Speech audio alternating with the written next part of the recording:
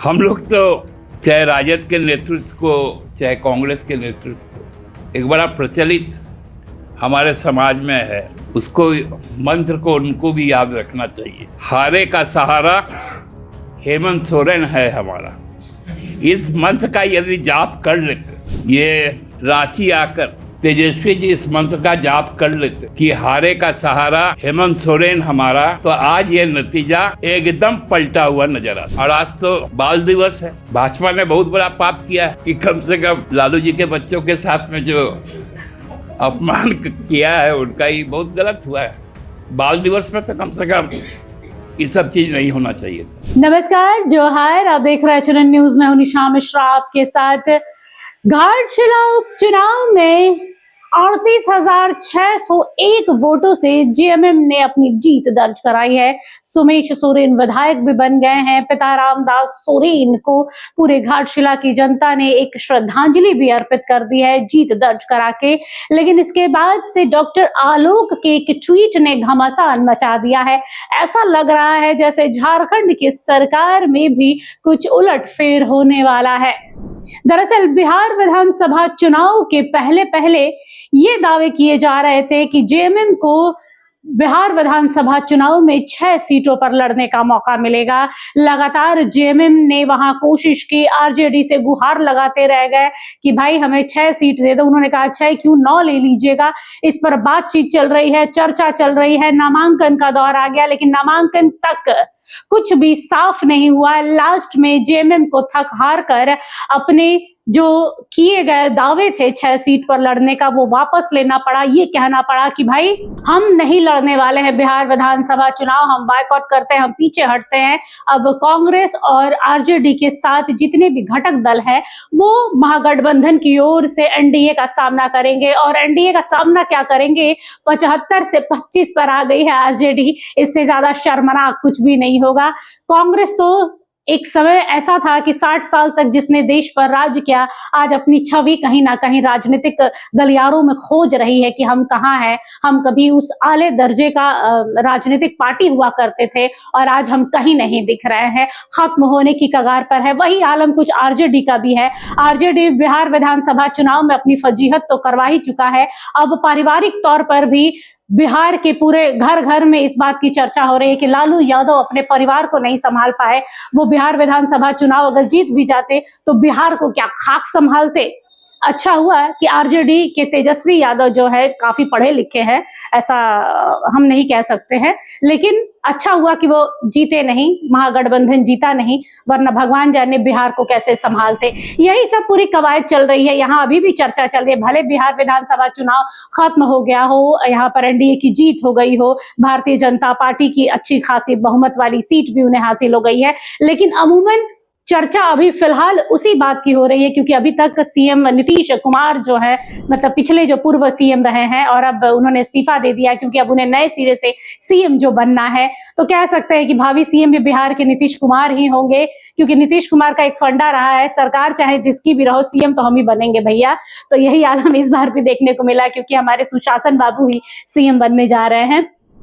लेकिन इससे इतर अगर देखा जाए तो झारखंड में भी एक सियासी घमासान मच रहा है क्योंकि जहां जेएमएम को वो तिरस्कार, वो निरादर, वो इग्नोरेंस जो है वो झेलना पड़ा है बिहार विधानसभा के समय में आरजेडी और कांग्रेस की बदौलत, वही अब बदला लेने का समय है। क्योंकि जब बिहार विधानसभा चुनाव से उन्होंने अपने आप को अलग किया था तो सुप्रियो भट्टाचार्य जो जेएमएम के नेता है, उन्होंने कहा था कि भाई इसका बदला समय आने पर लिया जाएगा। और शायद वो सही समय अब धीरे धीरे आ रहा है, ऑन द वे है कह सकते हैं। क्योंकि अब डॉक्टर आलोक कुमार के ट्वीट के बाद एक बात तो साफ हो गई है कि भाई आरजेडी, संजय यादव जी सामान बांध लीजिए क्योंकि कभी भी दरवाजा खोल दिया जाएगा और कहा जाएगा लीव माय हाउस, यानी मेरा घर खाली कीजिए। और यही कुछ होने वाला है क्योंकि जेएमएम को समझ में आ गया है कि आरजेडी के साथ, कांग्रेस के साथ में रहकर कुछ खास फायदा नहीं होने वाला है।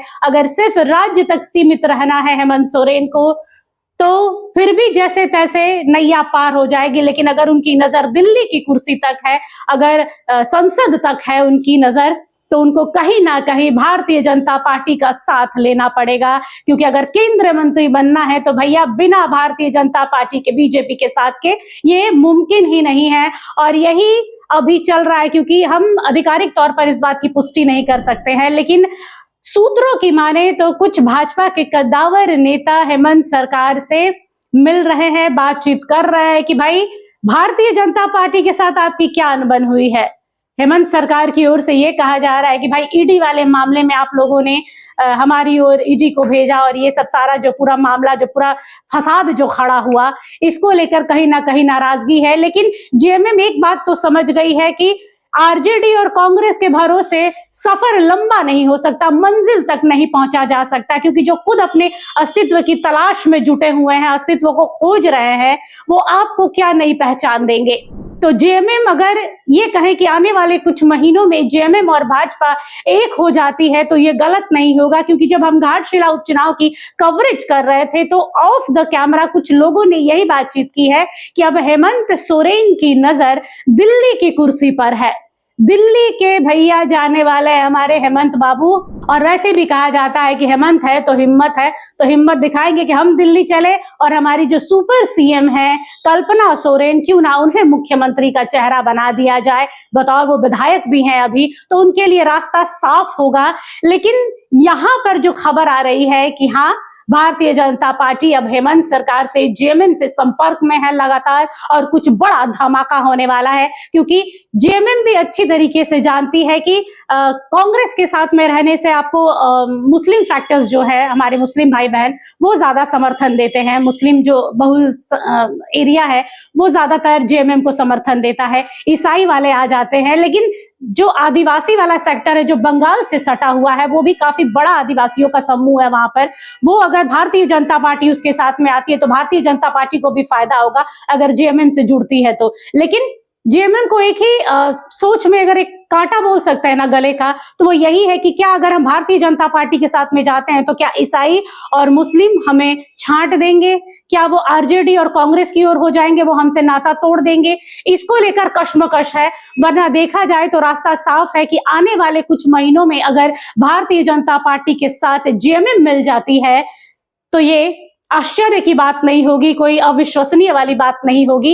ये होना ही है, आज हो, 10 दिन के बाद हो, 10 महीने के बाद हो, या कुछ साल के बाद हो, होने वाला यही है कि जेएमएम को भी कहीं ना कहीं एक बड़े पावरफुल पार्टी की जरूरत है अपना वर्चस्व खुलकर दिखाने की। और हेमंत जानते हैं कि अगर दिल्ली तक पहुंचना है तो किसी दमदार पार्टी का ही साथ लेना पड़ेगा, ना कि वो जो लोग अपने खुद की अस्तित्व की तलाश कर रहे हैं। फिलहाल के लिए बस इतना ही। देखते रहिए चैनल न्यूज। नमस्कार। अगर आपको हमारा ये वीडियो अच्छा लगा तो इसे लाइक करें, शेयर करें और हाँ, सब्सक्राइब करना ना भूलें।